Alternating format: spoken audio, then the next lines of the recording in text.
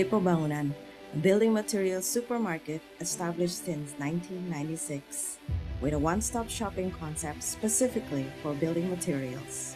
Now Depo Bangunan has grown, with stores in many major cities in Indonesia, starting from Kalimalang, South Tangerang, Sidoarjo, Malang, Bandung, Denpasar, Bogor, Bekasi, Bandar Lampung, Jember, Pondok Gede, Medan, Raja Wali, and many more cities to come.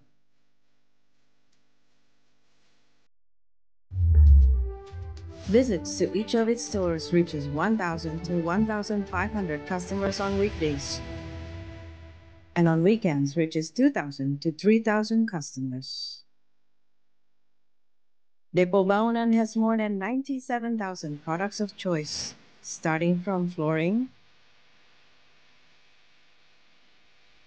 paint and sunrise, sanitary and plumbing, electrical and lighting, kitchen and houseware, builder's hardware, and tools, all with quality levels of good, better, best. To service our customers, Depo Bangunan has friendly, capable staff in every store with extensive knowledge of the building materials that we serve.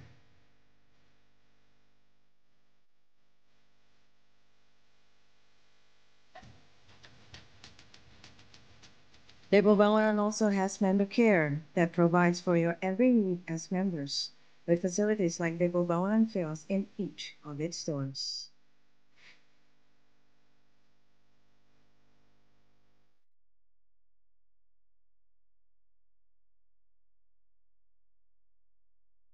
With a delivery armada available in every Depo Bangunan store, we make it easy for you to deliver your products to any destination you want.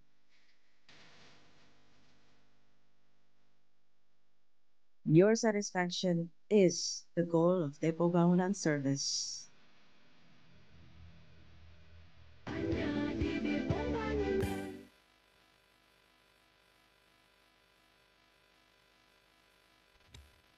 Assalamualaikum warahmatullahi wabarakatuh. Salam sejahtera bagi kita semua. Shalom, Om Swastiastu, Namo Buddhaya, salam kebajikan. Selamat siang dan selamat datang bagi para Bapak Ibu pemegang saham, funds manager, analis, masyarakat, dan rekan media yang kami hormati. Terima kasih atas kehadirannya dalam acara Public Expose atau pemaparan publik tahun 2023 bagi PT Catur Carda Depo Bangunan Tbk.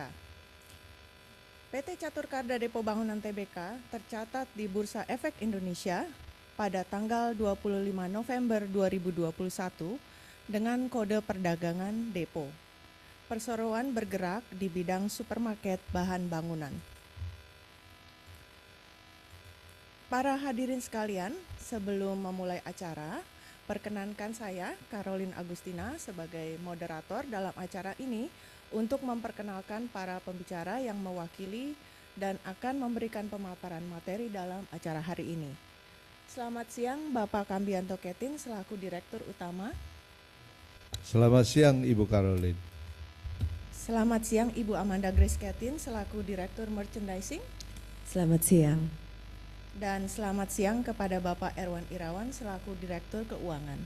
Selamat siang Bapak Ibu. Sebelumnya perlu kami sampaikan bahwa materi Pubex tahunan ini sudah kami sampaikan melalui situs web IDX pada hari Kamis tanggal 7 Desember 2023 serta tata tertib sudah ditampilkan pada layar Zoom sebelum acara ini dimulai. Acara Pubex ini akan dibagi dalam 2 sesi, yaitu sesi pemaparan materi dan dilanjutkan dengan sesi tanya jawab. Untuk mempersingkat waktu, kita akan segera memulai sesi presentasi. Saya persilahkan kepada Bapak Kambianto Ketin untuk membuka dan memberikan pemaparan publik hari ini. Terima kasih Ibu Caroline. Selamat siang Ibu Bapak yang kami hormati. Dalam kesempatan ini izinkan kami menyampaikan performa daripada perseroan untuk year to date Q3 tahun 2023. Pertama sekali adalah penjualan. Penjualan mencapai September Q3 2023 itu adalah 1,99 triliun rupiah. Itu berarti ada pertumbuhan 5,7% dibandingkan dengan pencapaian di Q3 2022 itu adalah 1,88. Berikutnya mengenai jumlah toko. Di tahun 2022, Depo Bangunan mempunyai 12 toko. Di tahun 2013, pada waktu November, kita resmikan tambahan sebuah toko di Rajawali, Surabaya. Berarti saat ini Depo Bangunan sudah mencapai 13 toko. Selanjutnya laba kotor yang dicapai untuk Q3 2023 itu adalah 363,37 miliar rupiah. Itu sama dengan 18,3% daripada penjualan. Itu juga berarti ada kenaikan 7,3% dibandingkan dengan tahun 2022 yang tercapai 338,72 miliar rupiah. Maaf. Laba bersih yang dicapai Q3 2023 adalah 60,85 miliar, itu sama dengan 3,1% dari penjualan. Itu berarti kenaikan lebih kurang 0,6% dibandingkan dengan tahun 2022 yang tercapai 60,43 miliar. Penjualan per meter persegi di tahun 2023 itu tercapai 4,19 juta per meter persegi, ada kenaikan 1,1% dibandingkan dengan tahun 2022 yang angkanya adalah 4,15. Berikutnya penjualan online itu tercapai 186,78 miliar rupiah, sama dengan 9,3% dari total penjualan. Itu terjadi sekitar 14,9% bertumbuh dibanding dengan tahun 2022 yang tercapai 162,58 miliar rupiah. Basket size daripada penjualan adalah 1,3 juta per transaksi di tahun 2023, ada kenaikan 5,3% banding 2022 yang 1,25 juta per transaksi. Mengenai house brand, itu tercapai 98,95 miliar, sama dengan 4,95% dari penjualan. Berarti ada kenaikan sebesar 65,2% dibanding tahun 2022 yang angkanya 59,9 miliar rupiah. Toko dalam konstruksi dari Depo Bangunan saat ini ada 2 toko. Estimasi luas toko lebih kurang 10.000 meter persegi. Sedangkan land bank itu tanah-tanah yang sudah diakuisisi oleh Depo Bangunan ada 4 lokasi sesuai data terkini.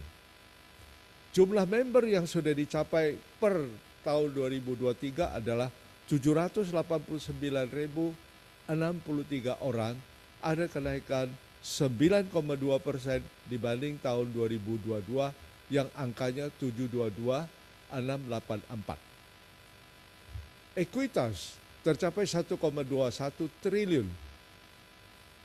Ada kenaikan pertumbuhan sebesar 7,7% dibanding dengan yang dicapai 2022 1,13 triliun. Bapak Ibu yang kami hormati, struktur pemilikan daripada pemilikan perseroan itu adalah sebagai berikut. Publik itu 7,5%, Global House Internasional itu 22%, PT Tankop Surya Sukses 21,5%, 23,25%, PT Buana Tata Adi Sentosa 23,5%, Kambianto Ketin 22,74%, Jody Lianto 0,76%.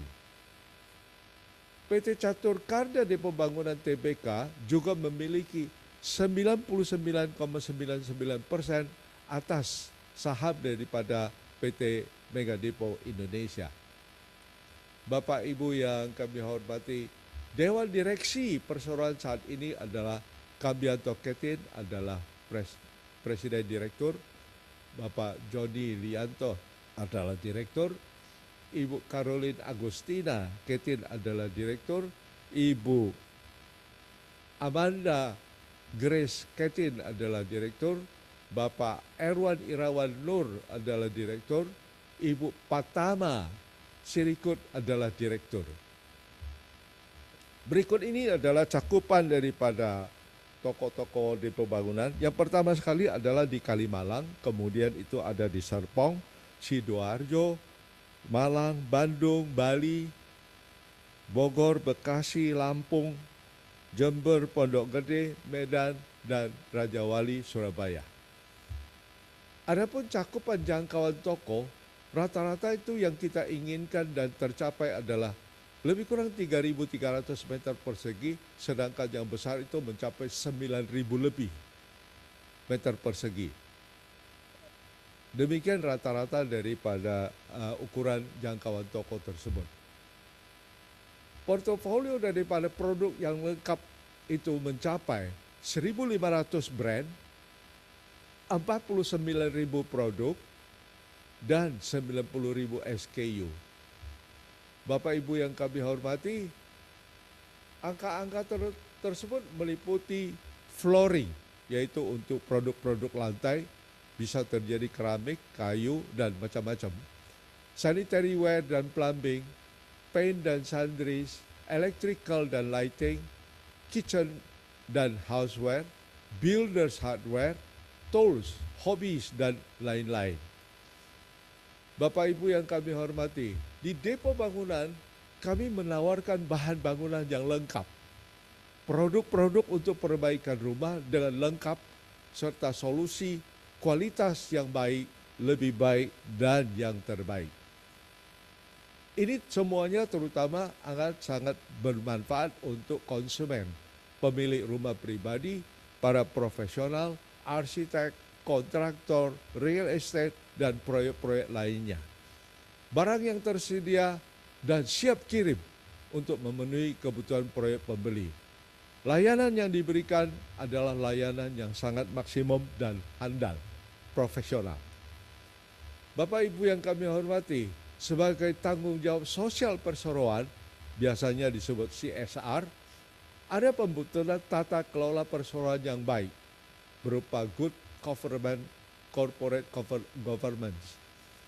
Yang kami lakukan di sini yaitu pelestarian lingkungan alam, kemudian peningkatan kesejahteraan komunitas setempat. Yang kita lakukan di sini yaitu fasilitas-fasilitas yang kami sumbangkan untuk posyandu misalnya. Itu hampir tiap bulan itu dilakukan itu untuk bantuan masyarakat kurang mampu. Berikutnya ada donor darah, kemudian ada kegiatan 17 Agustus, dan banyak lagi kegiatan-kegiatan masyarakat yang sifatnya berupa bantuan untuk masyarakat yang kurang mampu. Tanggung jawab sosial tersebut itu seperti yang kita tunjukkan tadi, itu bisa dilihat di gambar-gambar tersebut. Demikian laporan kami. Terima kasih untuk Bapak Ibu yang kami hormati. Selanjutnya strategi perseroan akan disampaikan oleh Ibu Amanda Grace Ketin. Terima kasih. Terima kasih Bapak Kambianto. Selamat siang Bapak Ibu hadirin yang kami hormati. Izinkan saya untuk membawakan strategi dan fokus perseroan di tahun 2023 ini. Strategi dan fokus perseroan, next slide, thank you. Strategi dan fokus perseroan kali ini yang kita akan bahas ada 4. Nomor 1 adalah pengembangan produk. Dan dalam pengembangan produk di sini maksud kami adalah usaha dari perseroan untuk menaikkan margin laba menambah diversifikasi risiko supply, dan untuk pengembangan kategori produk. Strategi kedua dari perseroan adalah pengembangan dan perluasan channel. Dalam hal ini perseroan masih terus berfokus pada ekspansi toko fisik atau toko offline, tapi juga akan terus mengembangkan omni-channel atau online channel dari perseroan. Strategi ketiga termasuk peningkatan efisiensi dan proses. Dalam hal ini, perseroan sedang terus melakukan review dan pengetatan standar operation procedure dari operasional depo bangunan, termasuk juga untuk pengkinian sistem ERP dan POS dari perseroan. Strategi keempat termasuk penguatan fondasi untuk pertumbuhan. Mengingat perseroan adalah supermarket bahan bangunan yang sangat labor intensif, adalah penting untuk perseroan mengembangkan dan meningkatkan manajemen sumber daya manusianya yang sampai di September 2023 kemarin telah mencapai total jumlah karyawan dan karyawati 2.841 orang. Berikutnya saya akan jelaskan strateginya dengan lebih detail. Next slide. Pada pengembangan produk, strategi dalam pengembangan produk oleh perseroan tentunya untuk meningkatkan margin laba. Perseroan telah berusaha dengan berbagai cara untuk meningkatkan margin. Dari saat ini rata-rata margin kotor masih di sekitar 14,7% kalau pure dari penjualan, ditambah juga dengan 1,4% pendapatan lain-lain dari penjualan. Hal ini masih terus dieksplor oleh perseroan dengan salah satu caranya adalah diversifikasi supply. Mengingat kesulitan supply yang terjadi di saat pandemi yang belum lama ini berlalu dan memahami bahwa 79% dari total penjualan perseroan berasal dari vendor utama atau 66 total vendor utama dari gold sponsor atau pendukung anchor marketing program perseroan, yaitu undian berhadiah. Perseroan harus terus berusaha untuk meningkatkan variasi dari suplai produk. Termasuk juga perseroan harus meningkatkan fasilitas yang didapatkan dari existing vendor dan existing relationship agar lebih komprehensif. Tentunya dengan usaha untuk terus memanfaatkan bargaining power dari ke-13 toko existing perseroan saat ini. Pengembangan produk juga dilakukan untuk kategori produk, terutama dengan produk house brand. Seperti yang tadi telah disampaikan oleh Bapak Kambianto, produk house brand dari perseroan di tahun 2023 per kuartal 3 telah mencapai 4,95%.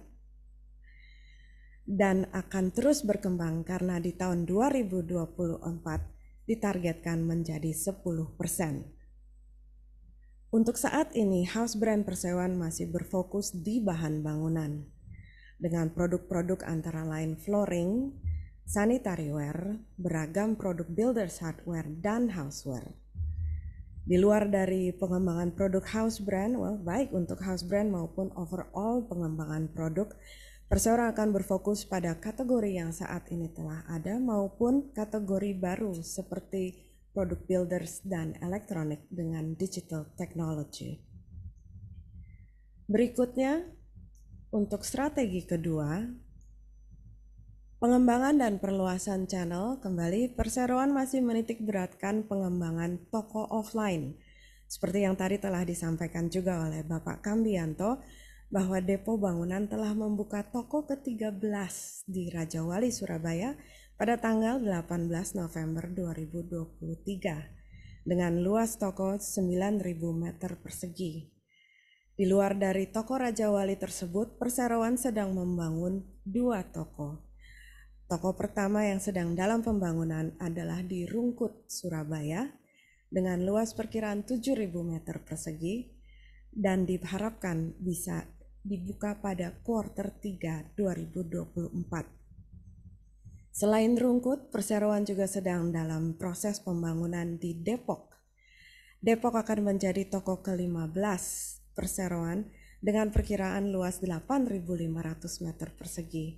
dan diharapkan Depok bisa dibuka pada akhir tahun atau kuartal 4 2024. Selain dari kedua toko yang sedang dalam pembangunan tersebut, Pakam juga telah menyebutkan perseroan memiliki land bank dan 2 land bank yang sudah siap dan sedang dalam proses untuk segera dilakukan pembangunan adalah di Palembang dan di Jakarta Selatan.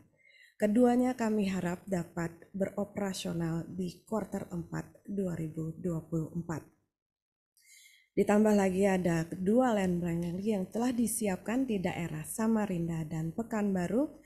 Ekspektasi dari perseroan adalah membuka toko di daerah tersebut di tahun 2025 dan 2026. Ada 2 daerah lagi yang perseroan masih berusaha untuk mengakuisisi lokasi, yaitu di Bali dan di Balikpapan. Selain itu, next untuk pengembangan dan perluasan omnichannel perseroan.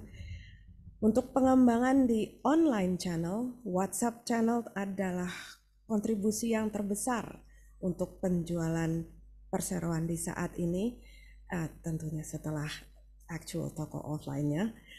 Dan di luar dari itu, perseroan telah melakukan soft launching untuk website Depo Bangunan mulai tanggal 30 Mei 2023. Dan sampai dengan saat ini masih terus dikembangkan, terutama untuk meningkatkan jumlah barang dan fasilitas servis yang bisa dibeli dan dialami oleh konsumen Depo Bangunan bila ke website perseroan tersebut.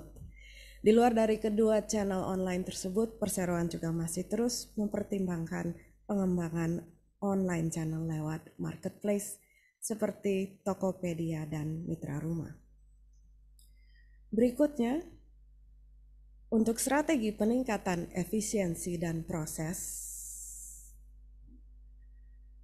Dalam meningkatkan efisiensi dan proses tersebut, perseroan sejak tahun 2022 telah melakukan review dan telah menyeragamkan Standard Operation Procedure perseroan, terutama untuk operasional.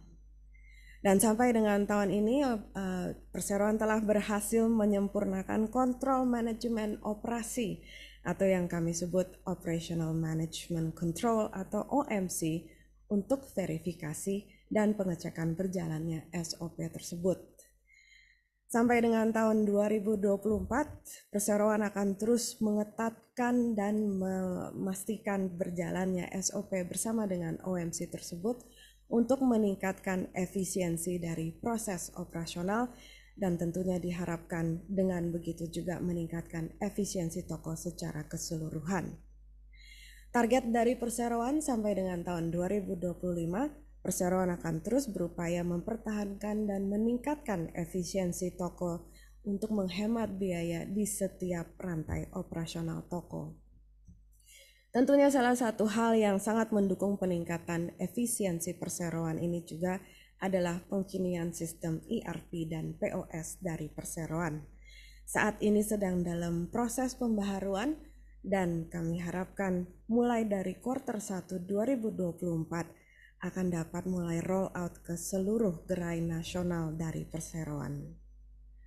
Untuk strategi keempat yaitu penguatan sumber daya manusia, perseroan terus berusaha untuk meningkatkan soft skill maupun hard skill dari sumber daya manusianya, antara lain dengan mempersiapkan training baik untuk manajemen maupun untuk staff dari perseroan untuk hal-hal seperti bahasa kedua, kepemimpinan atau leadership, business development, tapi yang tidak kalah penting adalah peningkatan product knowledge atau pengetahuan produk yang dijual di perseroan.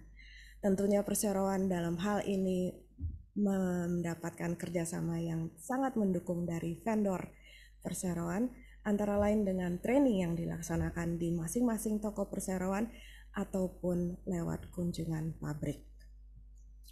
Demikian Bapak Ibu yang kami hormati, strategi dari perseroan. Berikutnya adalah kinerja keuangan yang akan dibawakan oleh Bapak Erwan Irawan. Silakan Bapak Erwan. Terima kasih Bu Amanda. Berikutnya tentunya setelah strategi yang dijabarkan oleh Bu Amanda, tentunya akan terrefleksi dengan kinerja keuangan perseroan, mulai dari penjualan bersih, jadi sampai dengan kuartal ketiga tahun 2023 ini, perseroan berhasil membukukan penjualan sebesar 1,99 triliun, naik sekitar hampir 5,8% dibanding dengan kuartal 3 tahun sebelumnya. Lalu untuk kalau kita lihat dari sisi titik terendah saat pandemi, itu pertumbuhan yang diperoleh perseroan itu adalah dengan compound annual growth rate sebesar 8,4%.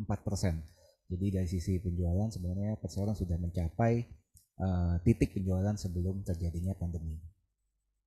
Berikutnya laba kotor. Ini juga dari sisi laba kotor, rencana yang sudah dijalankan perseroan selama tahun 2023 ini juga tercermin dengan naiknya margin laba yang sebelumnya di 18% menjadi 18,3%, naik sekitar 7,3% secara nominal, jadi membukukan di 363 miliar rupiah. Untuk EBITDA sendiri tahun ini stabil di 94 miliar dibanding tahun sebelumnya 95 miliar, jadi ada penurunan sedikit sekitar 0,7%. Ini disebabkan karena adanya biaya operasional untuk toko baru dan penjualan di toko baru yang memang masih terus bertumbuh dan belum optimal saat ini. Dari sisi laba bersih, perseroan membukukan kenaikan tipis di 0,6% menjadi 61 miliar dari tahun sebelumnya sebesar 60 miliar. Berikutnya adalah laporan realisasi rencana penggunaan dana. Jadi sebagai informasi, dari total dana IPO yang diperoleh perseroan sebesar 487 miliar. Jadi selama 2 tahun ini sudah digunakan untuk belanja modal perseroan, capex sebesar 18%. Lalu untuk pelunasan pinjaman bank sebesar 8%, juga untuk investasi di anak perusahaan sebesar 201 miliar, dan untuk modal kerja sendiri sudah dipakai di 153 miliar hampir, jadi masih ada sisa sekitar 4 miliar yang akan digunakan perseroan untuk pengembangan informasi teknologi sebagaimana dijabarkan dalam prospektus perseroan saat IPO. Dari sisi belanja modal sampai Q3 2023 ini perseroan sudah mengeluarkan dana sebesar 209 miliar. Jadi adapun sebagian besar dari dana yang sudah dikeluarkan digunakan untuk akuisisi tanah dan bangunan, jadi hampir 75% digunakan untuk akuisisi tanah bangunan sebesar tanah yang dibeli di daerah Depok, Samarinda, dan Palembang. Jadi itu total di 153 miliar. Lalu untuk kepentingan konstruksi yang sedang dalam progres sebesar hampir 60 miliar. Sisanya digunakan perseroan untuk support operasional sehari-hari. Total sampai tahun ini perseroan menganggarkan sekitar 316 miliar karena pada November 2023 ini perseroan juga sudah mengakuisisi satu lokasi baru di Jakarta Selatan.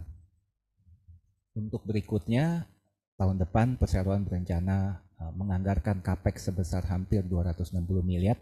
Adapun terjadi switching dari sebelumnya alokasi untuk tanah dan bangunan, tahun depan sebagian besar sekitar 58% dari capex yang dianggarkan akan digunakan untuk konstruksi. Sebagaimana diutarakan Pak Kam, ada 4 land bank yang akan digarap oleh perusahaan. Jadi keempat land bank ini sudah disiapkan dananya juga untuk tahun depan, sehingga diharapkan dalam tahun depan perseroan bisa membuka 4 toko baru di tahun depan.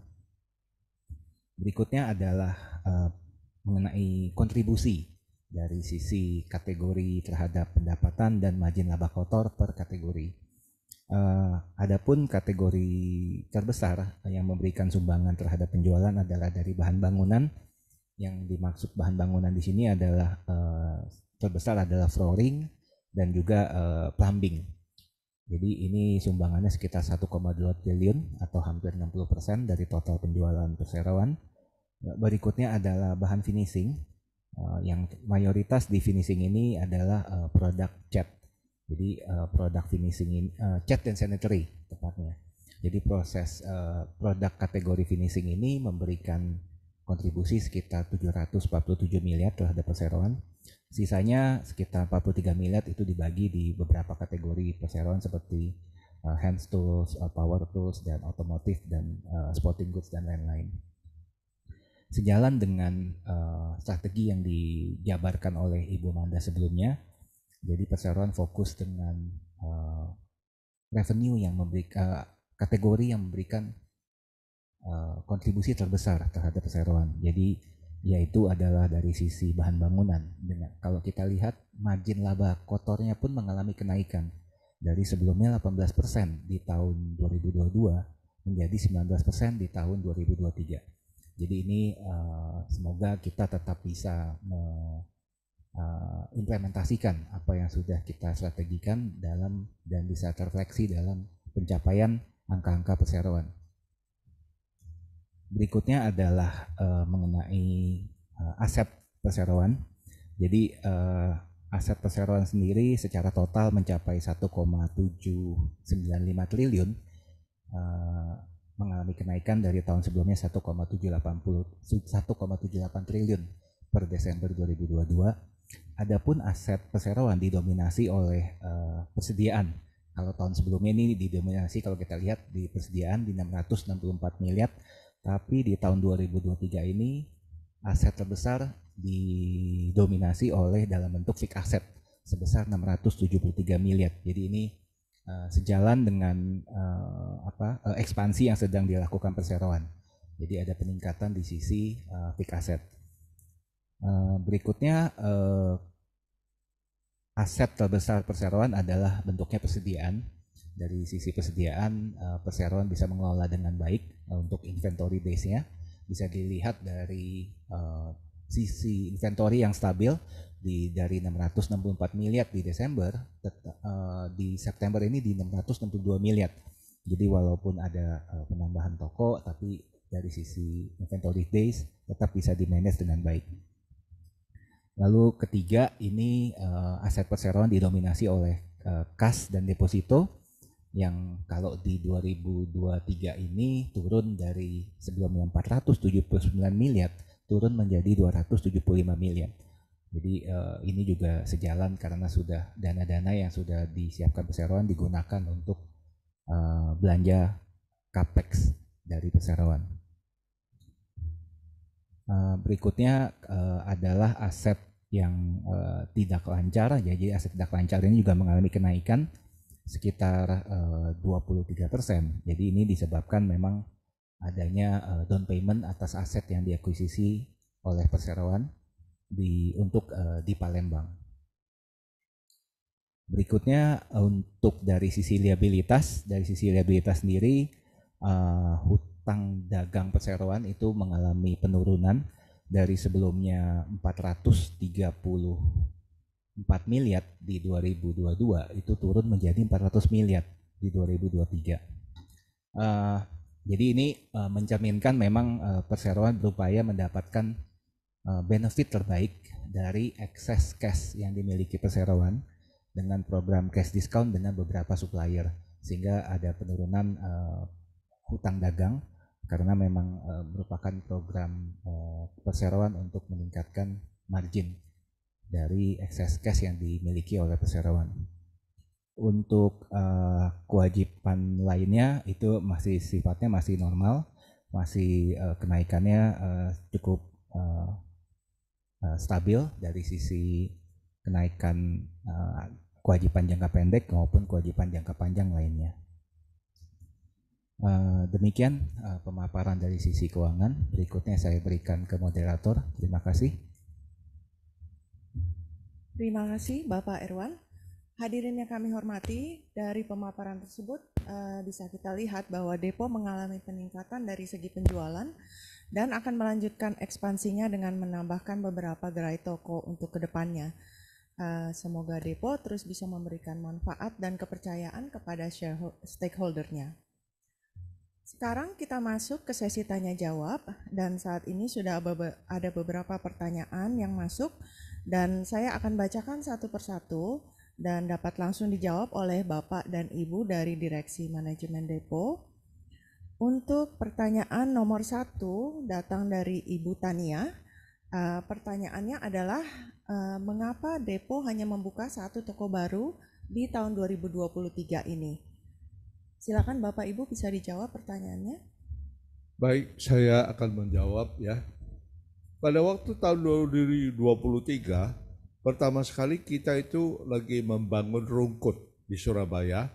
Pembangunan rungkut sendiri mengalami kesulitan dalam hal fondasi, sehingga pembangunan tersebut itu tidak bisa tercapai dan diselesaikan di tahun 2023. Sedangkan lokasi-lokasi lain memang dalam pencarian dan sudah didapatkan, tetapi masih dalam proses, terutama dalam arti kata lokasi yang dicapai itu bukan dalam bentuk bangunan, tetapi dalam bentuk tanah kosong.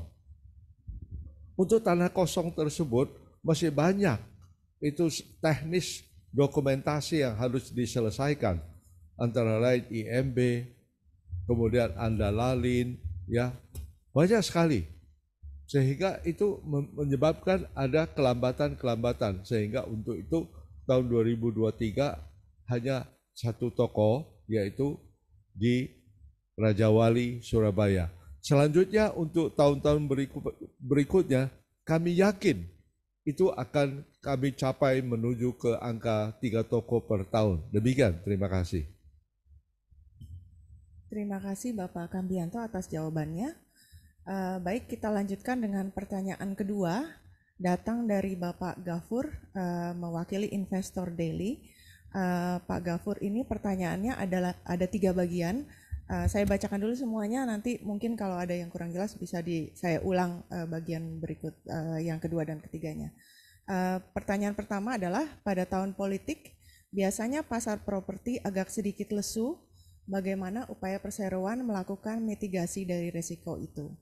Pertanyaan kedua dari Pak Gafur, berapa jumlah toko baru yang akan perseroan buka di tahun 2024, berlokasi di mana dan berapa investasinya?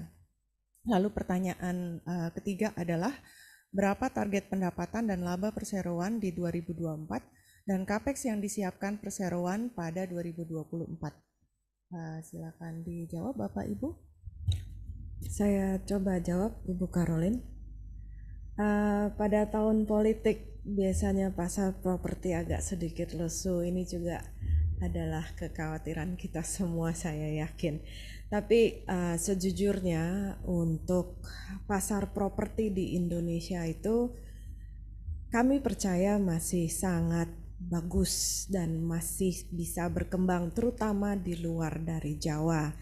Tapi bahkan di daerah Jabodetabek, di existing store yang kita saat ini ada, Bapak Ibu sekalian, seperti di Jabodetabek, di Lampung, di Medan, di daerah Jawa Timur, terutama Surabaya dan sekitarnya, kami masih melihat pasar properti itu masih cukup semangat, masih banyak potensialnya, dan justru sedang cukup belanja. Oleh karena itu kami yakin meskipun tahun depan adalah tahun politik, pasar properti Indonesia masih cukup baik. Tapi juga untuk mitigasi resiko sampai terjadinya pasar properti yang agak sedikit lesu itu, perseroan memang juga memfokuskan untuk market renovasi. Karena kalaupun pasar properti itu sedang tidak bergairah, tapi renovasi itu tetap harus dilaksanakan. Kalau Bapak Kambianto bilang kalau rumah bocor pasti tetap beli pengganti genteng atau cat anti bocornya. Oleh karena itu perseroan yakin meskipun di tahun politik, tahun depan perseroan akan tetap berkembang dengan baik. Kalau untuk pertanyaan kedua, saya mau diulang Bu? Boleh, Pertanyaan kedua dari Bapak Gafur adalah berapa jumlah toko baru yang akan perseroan buka pada tahun 2024, berlokasi di mana, dan berapa investasinya? Oke, saya coba jawab lagi Bu Karolin. Untuk jumlah toko baru yang sudah pasti Bapak Dafur, kita akan buka di Rungkut, Surabaya, lalu juga di Depok. Di luar dari itu yang kita harapkan karena sedang dalam proses persiapan untuk mulai pembangunan dan atau renovasi adalah di 2 lokasi lagi, yaitu di Jakarta Selatan dan di Palembang. Menyangkut berapa investasinya, mungkin boleh saya minta bantuan Bapak Erwan Irawan untuk jawab. Silakan Pak. Makasih Bu Manda. Saya mencoba menjawab pertanyaan dari Pak Gafur terkait dengan jumlah capex yang akan dianggarkan di tahun 2024. Jadi total capex yang dianggarkan perseroan sebesar 260 miliar untuk 2024. Jadi memang selain pembangunan toko yang disampaikan Ibu Amanda sebelumnya, itu total untuk konstruksi perkiraan di sekitar 146-150 miliar. Sedangkan perseroan juga ada membidik satu lokasi lagi di Pekanbaru yang akan di settle untuk tahun depan. Jadi total 260 miliar itu termasuk akuisisi lokasi baru dan juga untuk konstruksi. Demikian untuk jawaban mengenai capex untuk tahun 2024. Maaf Pak Erwan, untuk pertanyaan yang ketiga dari Bapak Gafur ini ada juga menanyakan soal target pendapatan dan laba perseroan di 2024, mungkin bisa dibantu jawab Pak? Jadi kalau sesuai rencana pembukaan tahun depan sebanyak 4 toko Bali Perseroan dengan jeda waktu yang tadi disampaikan oleh Pak Kam maupun Ibu Amanda, target dari perseroan untuk tahun depan adalah sekitar 3,1 triliun untuk omset. Jadi dari 2, total tahun ini sekitar 2,7 akan naik menjadi 3,1 triliun dengan target laba bersih sekitar di 115 miliar atau sekitar 3,5-3,6% dari target revenue perseroan. Demikian Bu. Baik, terima kasih Bapak Erwan dan Ibu Amanda atas jawabannya. Berikutnya pertanyaan dari Ibu Siti Khadijah, ada 2 bagian juga. Pertanyaan pertama, bagaimana proyeksi pendapatan dan laba bersih depo tahun 2024? Ini barusan sudah dijawab oleh Pak Erwan. Yang pertanyaan kedua dari Ibu Siti adalah, dengan bertambahnya pengeluaran belanja modal pada tahun depan, bagaimana efeknya dengan dividen? Apakah dividen tahun depan akan mengalami penurunan? Silakan Bapak Ibu dijawab.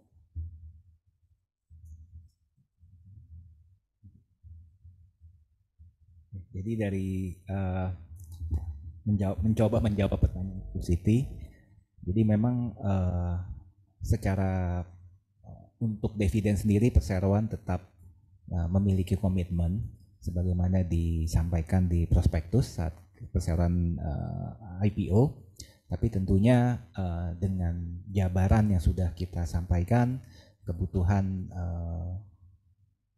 belanja modal yang cukup tinggi di tahun ini maupun tahun depan, tentunya dividen tetap kita akan prioritaskan, tapi dengan perhitungan yang lebih matang.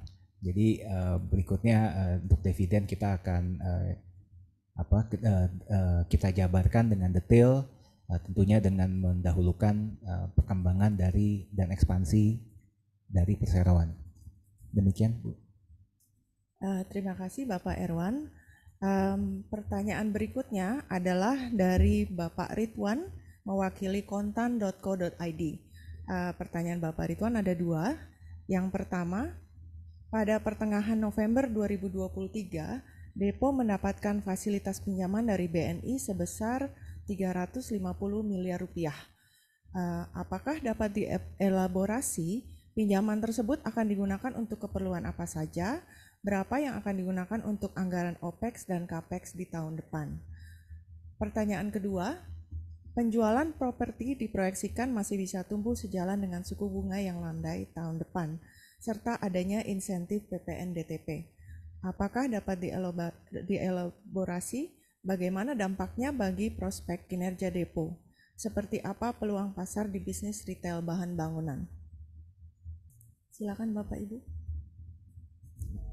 Oke, saya coba jawab yang nomor satu mengenai fasilitas BNI. Jadi memang di November 2023 Perseroan menerima fasilitas pinjaman dari BNI. Ada dua fasilitas tipe, jadi ada kredit investasi sebesar 300 miliar seperti yang disampaikan Pak Ridwan juga, lalu ada kredit modal kerja sebesar 50 miliar. Jadi untuk kebutuhan OPEX ke Perseroan ke depan untuk menunjang toko-toko baru yang akan dibuka Perseroan, kredit modal kerja ini sebesar 50 miliar. Perseroan merasa ini cukup untuk mendanai operasional dari Perseroan termasuk toko-toko barunya.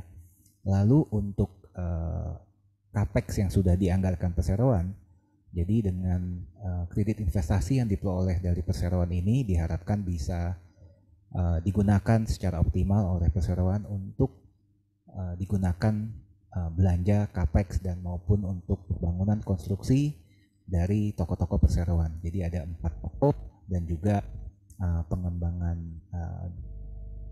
land bank ada 2 lagi. Jadi ada total demikian.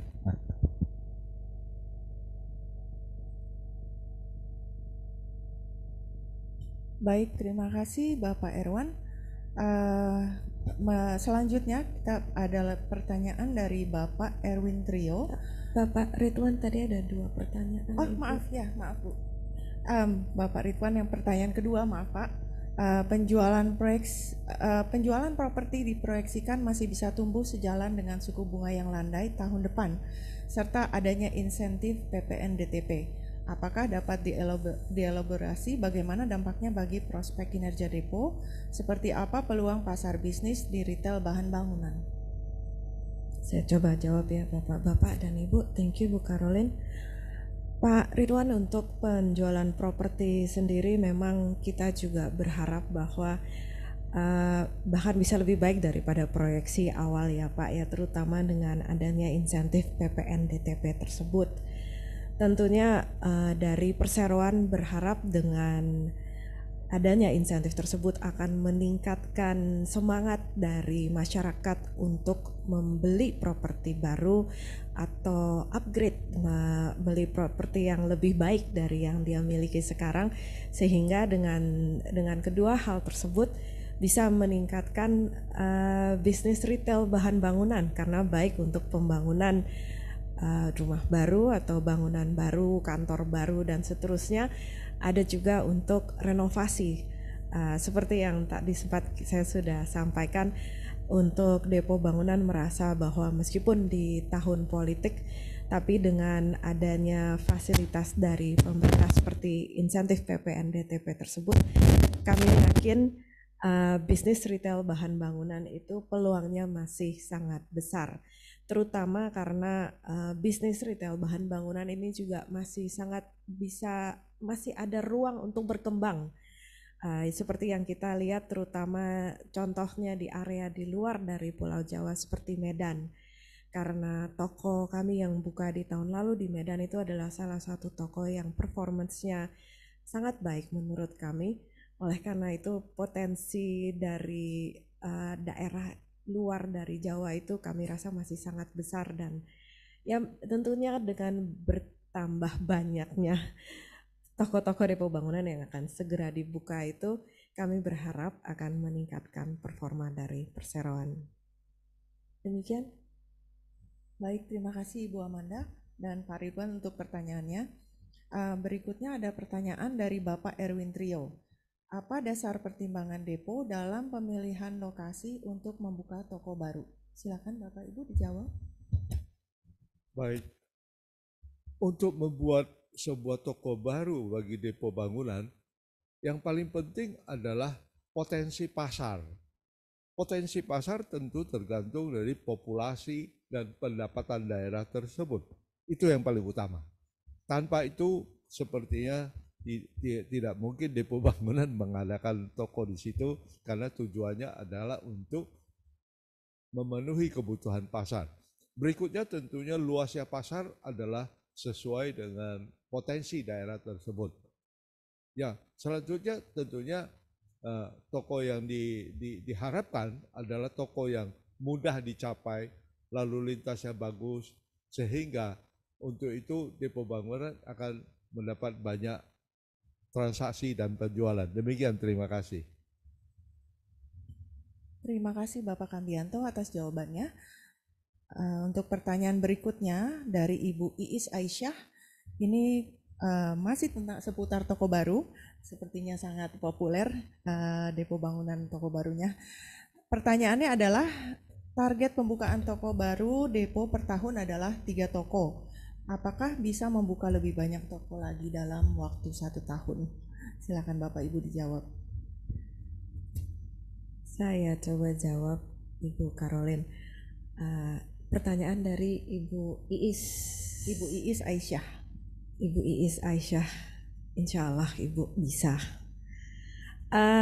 Tentunya perseroan sendiri menargetkan pembukaan toko baru per tahun adalah 3 atas pertimbangan tadi yang Bapak Kambianto sudah menjelaskan bahwa kita harus menilai potensi dan harus mendapatkan data, dan seperti yang Pak Erwan juga sudah sampaikan harus ada modal dan juga harus ada sumber daya manusia yang bisa kita kembangkan untuk ke arah sana. Jadi memang 3 toko itu menurut kami adalah yang kemungkinan paling efisien yang bisa kita lakukan.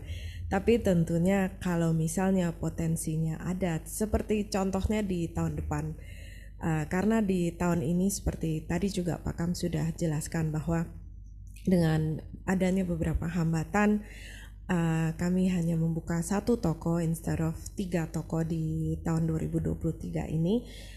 Kedepannya itu memang justru di 2024 itu memang ada 4 lokasi yang sebenarnya sudah siap. Sudah siap untuk proses pembangunan dan pengembangan.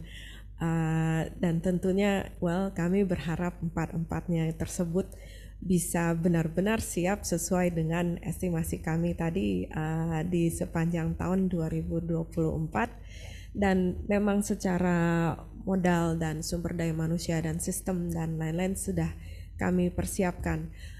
Tapi di luar dari tahun depan itu sesungguhnya sama halnya dengan tahun ini, kami harus melihat juga kondisi dari ekonomi, kondisi dari negara Indonesia, pengembangannya, dan kondisi dari pasar dan lokasi yang bisa kita dapatkan. Tentunya Depo Bangunan sendiri berharap kita bisa terus meningkatkan land bank sehingga bisa lebih cepat persiapan untuk toko-toko baru berikutnya. Mungkin sebatas itu jawaban saya. Thank you Bu Caroline.